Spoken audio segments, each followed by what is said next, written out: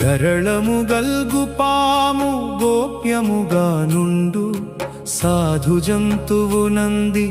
రంకెలేయు గెంతులేయు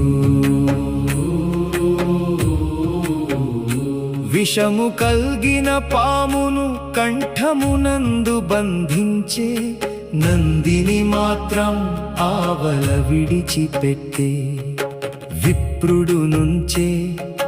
గర్భగుడి యందు చండాలుడుండే స్వర్గద్వారమందు మర్మము ఎరుగని మనిషి మాయదేవుడననే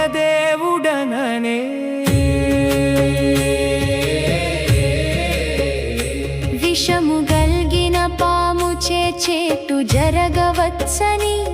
పరమాత్ముడు కంఠమున బంధించెనే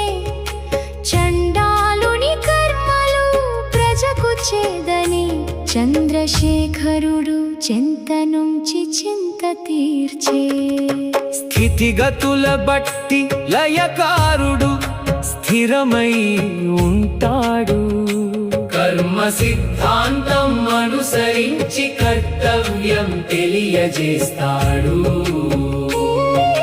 విప్రుడికి వెచ్చించే సమయం కాస్తంత మాత్రమే